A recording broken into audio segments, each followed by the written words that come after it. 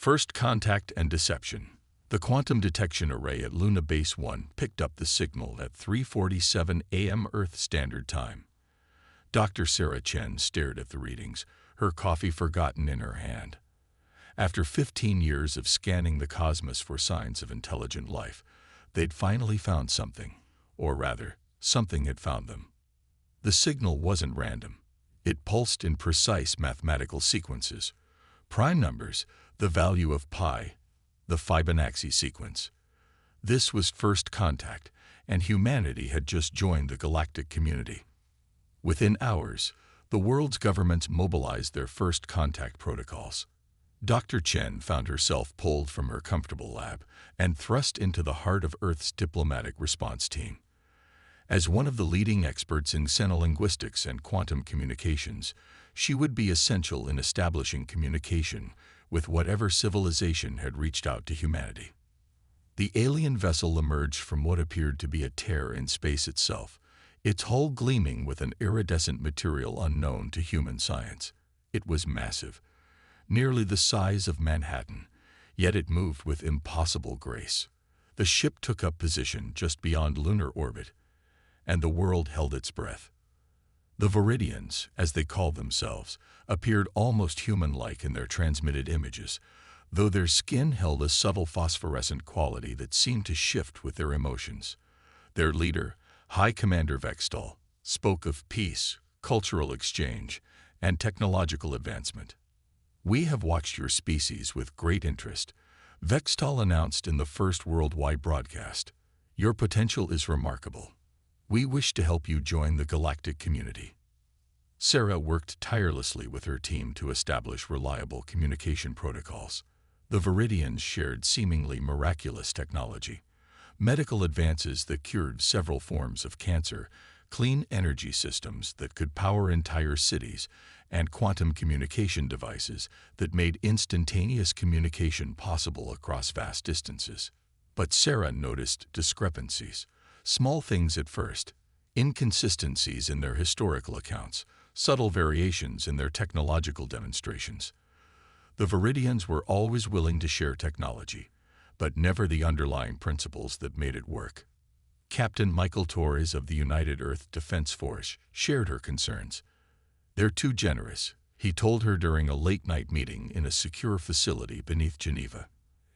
"Every advanced civilization we know of from our own history protected their technological advantages. The Viridians are practically giving everything away." The truth began to emerge 6 months after first contact. Sarah was reviewing quantum frequency data when she noticed a pattern. The Viridians' communications contained hidden frequencies, messages they thought humans couldn't detect. Working through the night, she decoded them. Report: human biological synthesis proceeding as planned. Cellular structure ideal for neural harvesting. Recommend proceeding to Phase 2 within 1 planetary rotation. Sarah's blood ran cold as she decoded more messages. The Viridians weren't benefactors, they were farmers. Earth wasn't a new civilization to welcome. It was a resource to harvest. Human consciousness had unique properties they needed for their quantum computing systems. When she presented her findings to the United Earth Council, the Viridians struck. Their seemingly peaceful diplomatic vessel unleashed a barrage of quantum-based weapons that destroyed every major military installation on Earth's surface in less than an hour. More ships emerged from tiers in space, surrounding the planet. "You should feel honored." Vextal's message echoed across every communication device on Earth. "Your consciousness will serve a greater purpose. Your physical forms are temporary. But as part of our quantum network, you will exist forever." The harvest would begin in 24 hours. Humanity had one day to find a way to fight back against an enemy that could tear holes in space itself. As Sarah watched military vessels futilely engage the Viridian ships, a thought struck her. She understood now why the Viridians needed human consciousness. And in that understanding, she glimpsed humanity's only hope for survival. The war for Earth's survival would be fought not just in space, but in the quantum realm itself, where human consciousness held powers the Viridians had never imagined.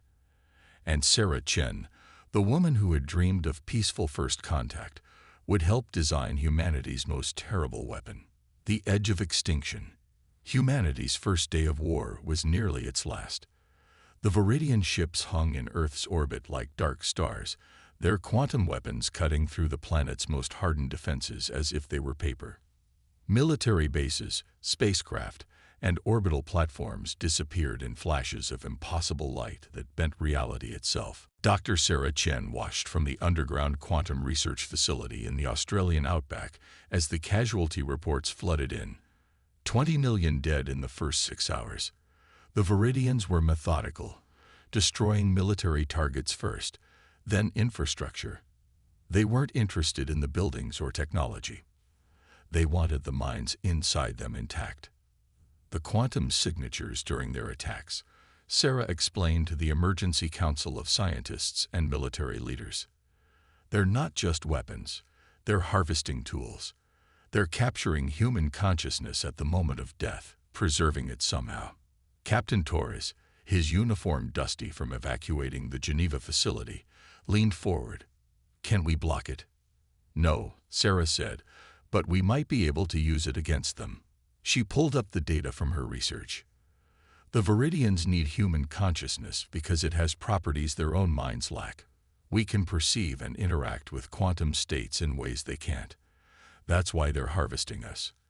They need our minds to power their quantum computers. The facility shook as another attack hit somewhere above. Dust fell from the ceiling, but the quantum shielding held. They had hours, maybe minutes, before the Viridians found them. Dr. James Harper, a quantum physicist who had helped develop Earth's first quantum computer, spoke up. "If they need our consciousness for their computers, why not give them more than they can handle?" Sarah's eyes widened as she understood. Quantum entanglement. If we could link enough human minds together through quantum computers, we could overwhelm their systems, James finished. But the human mind isn't meant to handle that kind of connection. It would be like trying to run a nuclear reactor through a household circuit. "We don't have a choice," Torres said, his voice grim.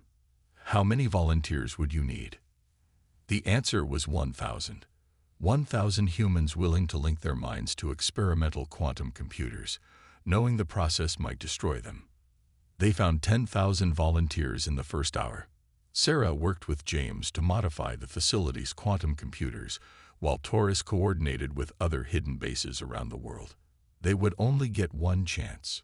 If they failed, humanity would become nothing more than processing power for Viridian machines. The volunteers were linked one by one to the quantum network. Many screamed as their minds expanded beyond normal human limits. Some died instantly, their brains unable to handle the connection.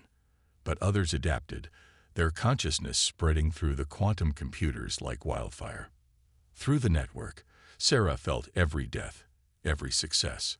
Her own mind was one of the 1,000 they needed, linked through the very machine she had helped design. The pain was extraordinary, but so was the power. She could feel the quantum realm itself, could see the ways the Viridians tore through spacetime. When the Viridians began their final attack on the facility, humanity was ready. As their quantum weapons fired, the linked human consciousness reached out through the quantum realm. Instead of being harvested, the networked minds turned the weapons back on themselves. 3 Viridian ships exploded as their quantum weapons collapsed in on themselves. For the first time since the invasion began, the aliens retreated. Their weakness. Sarah spoke through the pain of the quantum link, her words broadcast to every surviving human facility. The Viridians can't properly control quantum space. They need our consciousness because we can perceive quantum states naturally. We don't need their technology to manipulate quantum space. We just need to learn how to use our own abilities. The victory was small, 3 ships out of hundreds, but it proved humanity could fight back. As Sarah and the other linked minds recovered from their first battle, engineers and scientists around the world began working on a new kind of weapon. They would merge human quantum perception with technology in ways the Viridians had never imagined. The war wasn't over. In many ways, it was just beginning. But humanity had found its edge. The very consciousness the Viridians sought to harvest would become their downfall.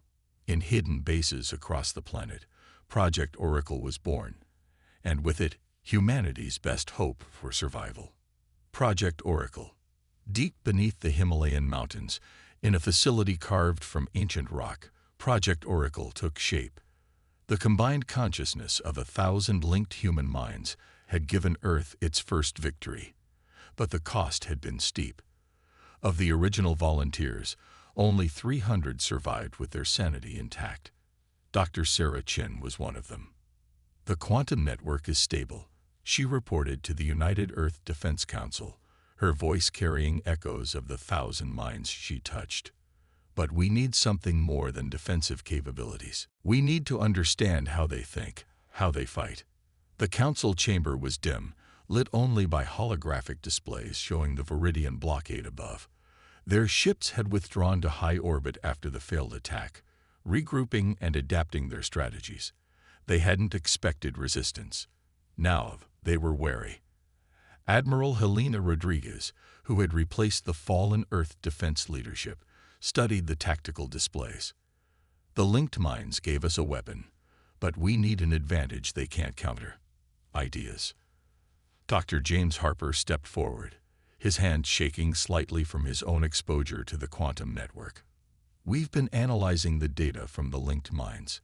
When connected, human consciousness doesn't just perceive quantum states, it can predict them. Precognition. Rodriguez asked, skeptical. Not exactly, Sarah explained. The quantum realm exists outside normal spacetime. When our minds link to it, we can see probability streams, possible futures based on current quantum states. The Viridians use our consciousness as processing power, but they never realized we could actively navigate quantum probability. The implications were staggering. With enough linked minds working in concert, humanity could predict Viridian attacks before they happened. But the human mind wasn't meant to process such information.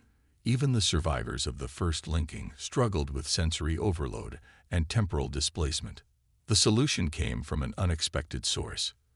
Dr. Yuki Tanaka, a specialist in neural interface design, proposed merging quantum computers with human brain tissue.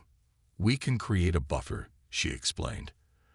The quantum computer handles the raw data, while the human consciousness interprets and directs it.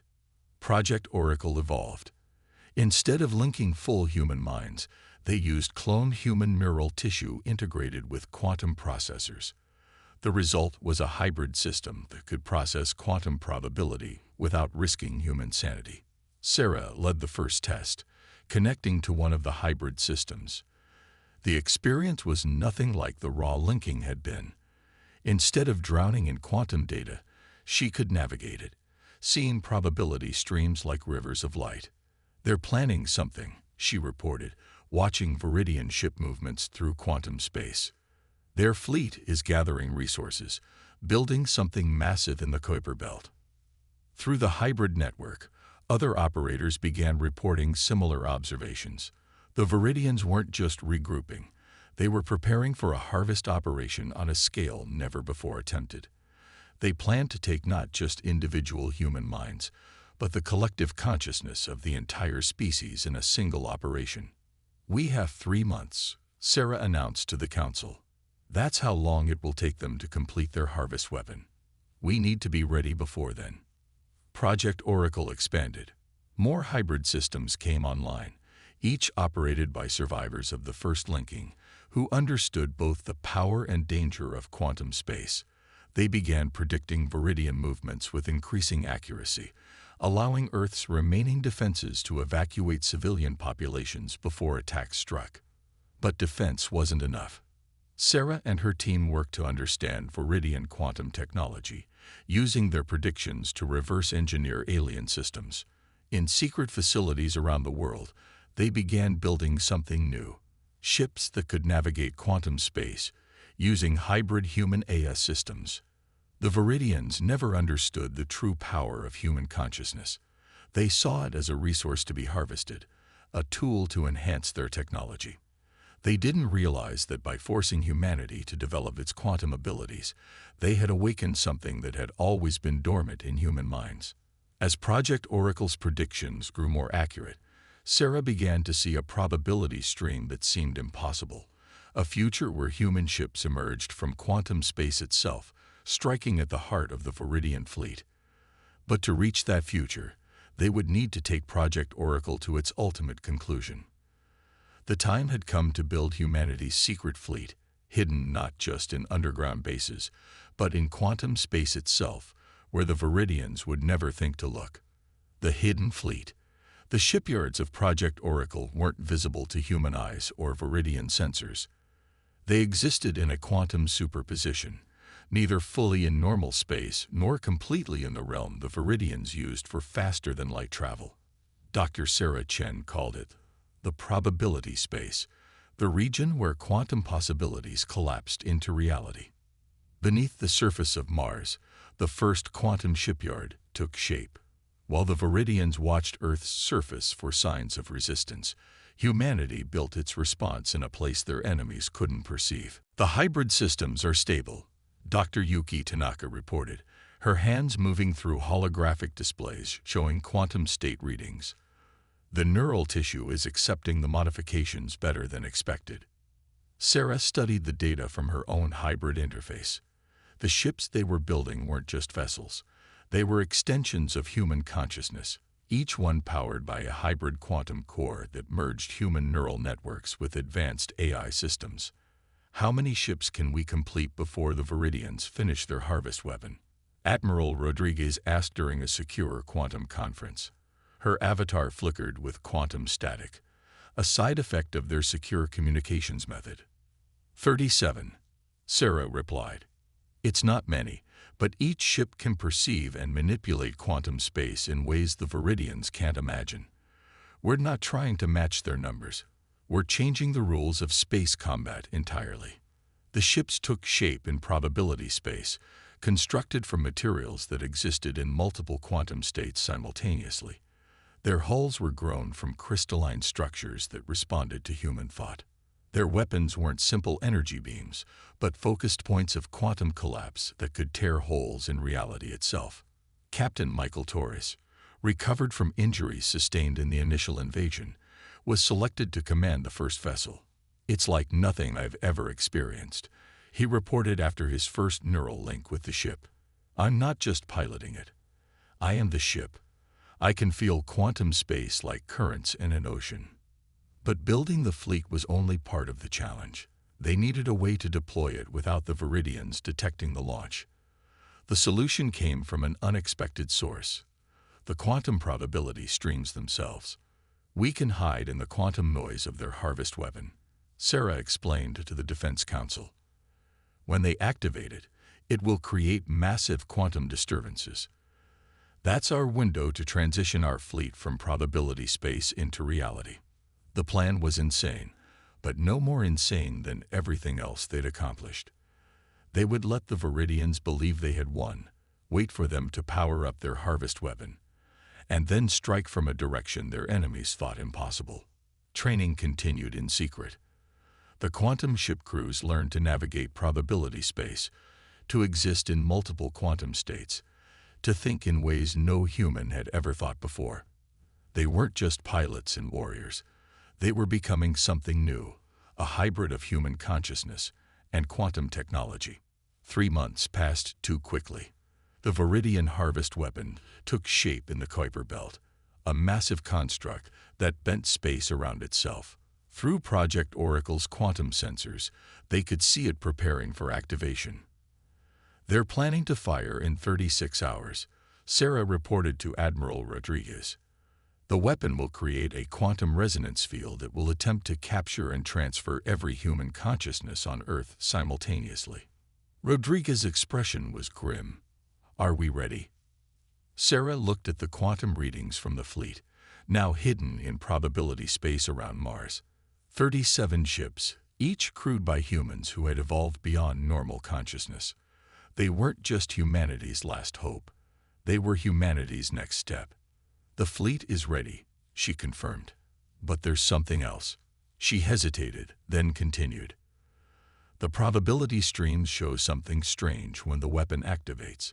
It's like like the quantum realm itself is waiting to see what we'll do. As if human consciousness reaching this level is some kind of test. A test from whom? Rodriguez asked. I don't know, Sarah admitted, but I think we're about to find out. In orbit above Earth, the Viridian fleet began moving into position. They thought they were about to harvest humanity's consciousness. Instead, they were about to witness humanity's transcendence. The hidden fleet waited in probability space, ready to emerge into history. The greatest battle for Earth's survival would not be fought with traditional weapons, but with the power of human consciousness itself. Emergence. The Viridian harvest weapon activated exactly as Project Oracle had predicted. A quantum wave expanded from the massive construct, rippling through space-time like a stone dropped in a cosmic pond. On Earth, billions watched the sky turn strange colors as reality itself began to warp. Quantum resonance reaching critical levels, Dr. Yuki Tanaka reported from the Mars facility. The probability space is becoming unstable. Dr. Sarah Chen, linked to the quantum network, could feel the weapon's effect trying to reach into her mind. The Viridians thought they were about to claim their prize, the combined consciousness of humanity. They didn't realize they were about to witness humanity's greatest moment. Fleet commanders, prepare for emergence, Admiral Rodriguez ordered through the quantum link. Remember your training. You're not just pilots. You're the next step in human evolution. In probability space, 37 ships waited like coiled springs. Each vessel was a fusion of crystalline technology and human consciousness, existing in multiple quantum states simultaneously. Captain Michael Torres, commanding the lead ship Oracle Prime, gave the order that would change history. All ships initiate quantum collapse. The human fleet didn't simply appear. It emerged from possibility into reality. The ships materialized through tears in spacetime. But unlike the crude holes the Viridians created, these transitions were smooth, natural, as if the quantum realm itself was welcoming them. The Viridian fleet reacted with predictable confusion. Their sensors couldn't properly track ships that existed in multiple quantum states. Their weapons, designed to tear through normal space, passed harmlessly through vessels that could shift their quantum probability at will.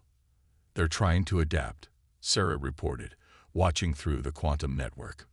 But they can't. They never understood what human consciousness could really do in quantum space. The battle that followed wasn't like anything in human military history. The quantum ships didn't just fight. They'd rewrote probability itself. Where Viridian weapons would have struck, human vessels shifted into alternate quantum states. When the aliens tried to retreat through their space tiers, human ships were already there, having navigated probability space to predict their escape routes. But it was what happened next that truly changed everything. As the human fleet engaged the Viridians, their combined consciousness, linked through the quantum network, began to resonate with something ancient and vast. There's something else here, Sarah gasped through the quantum link. The quantum realm. It's not just a space between spaces. It's alive. The quantum realm itself seemed to respond to human consciousness in a way it never had to Viridian technology. The hybrid cores of the human ships began to glow with impossible colors as they tapped into power that the Viridians, for all their advanced technology, had never been able to access. This was never about harvesting consciousness, Sarah realized, the truth becoming clear through the quantum link. The quantum realm was waiting for a species that could truly perceive it, truly connect with it. The Viridians found it first, but they could only exploit it. We can communicate with it. The harvest weapon, still powering up, began to destabilize as the quantum realm itself rejected its purpose.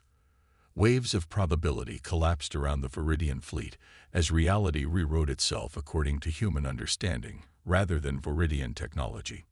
This is Admiral Rodriguez to all Viridian vessels.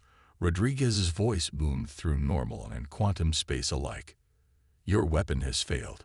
Your understanding of quantum space is flawed. Surrender now. The Viridian response came not through communication channels, but through the quantum realm itself. For the first time, they felt fear. They had thought themselves masters of quantum space, only to discover they were children playing with forces they couldn't comprehend.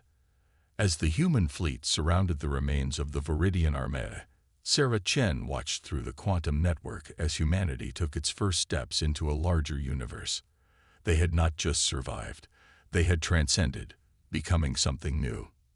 "We should thank them, in a way," she said to Admiral Rodriguez as the Viridian ships began powering down their weapons.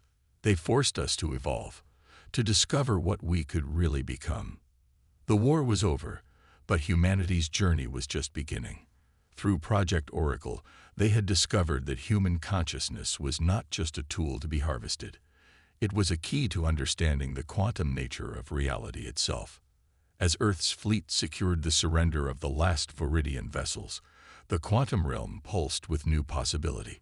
Humanity had passed its test, proving itself ready for the next stage of cosmic evolution. The universe, it seemed, had been waiting for minds that could truly comprehend its deepest nature. The age of human quantum civilization had begun.